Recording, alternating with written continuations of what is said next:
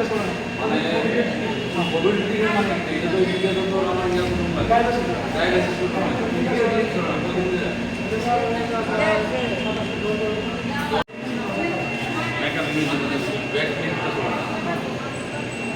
মানে dialysis ICU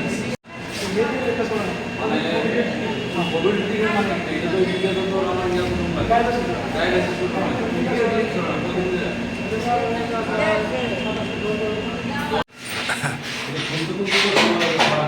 sir আসলে sir please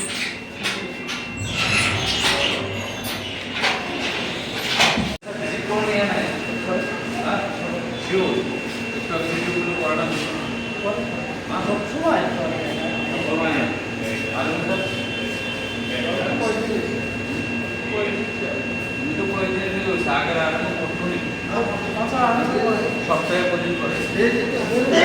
daily করে ডেলি করে যদি এটা থেকে অবস্থা হয় একটা ইমার্জেন্সি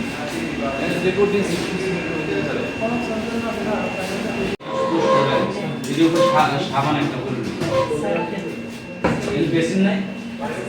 হ্যাঁ এটি ক্লিয়ার কিন্তু পুরানো এত মানে সত্যজিতের সময় সিনেমা বায়োস্কোপ ক্লিয়ার ইনফ্যাক্ট আমাদের এখন 1040 জন মেডিকেল অফিসার আছে জিডিএম ইনক্লুডিং স্পেশালিস্ট তার মধ্যে 200 জনের মধ্যে আছেন বিভিন্ন লিগে 200 জন আছে স্পেশালিস্ট করছে তো আমরা 600 জন নিয়ে আমরা চালাচ্ছি আর সুব্রত যেটা বললো যে মানে আমরা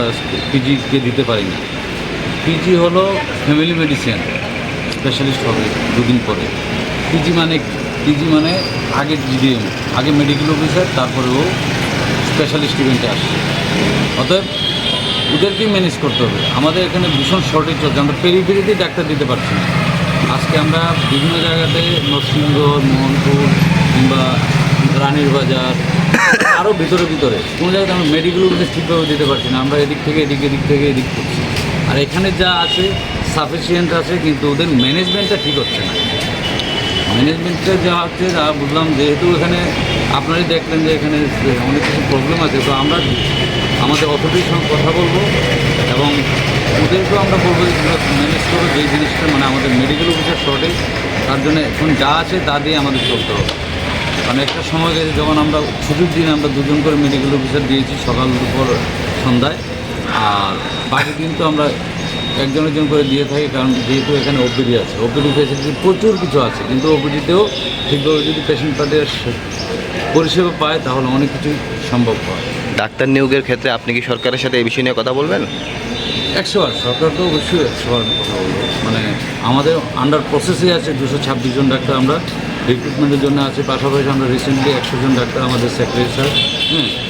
মানে আমাদের একটা দিল্লি থেকে একটা প্রোগ্রামে গিয়েছিলাম আমরা এখান থেকে 100 জন মেডিকেল অফিসারকে আমরা উনি মানে অ্যাপ্রুভ করে এনেছেন মোটামুটি আমাদের যদি এইসব 300 জনের মতো ডাক্তার হয়ে যায় তাহলে আমাদের সব জায়গাতে ফুলফিল হয়ে যাবে অনেক জায়গাতে আমাদের মানে স্কেয়ারসিটি আছে মেডিকেল অফিসার এবং আমরা রিসেন্টলি আমরা নার্সিংও 176 জন নিচ্ছি অতএব আমরা চেষ্টা করছি যেন সব দিকে যেন ফুলফিল হয়ে যায় এই আইজিএমের হসপিটালে যে সমস্যাগুলো আপনি দেখলেন এটি সমাধান করতে মানে কি পদক্ষেপ নেবেন তার জন্য আমাদের এমএসের সঙ্গে বসতে হবে ওদের সবার মানে যতজন অথরিটি আছে প্রত্যেক হেড অফ দ্য ডিপার্টমেন্টের সঙ্গে আমাদের বসতে হবে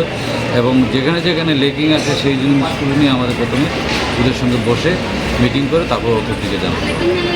থ্যাংক ইউ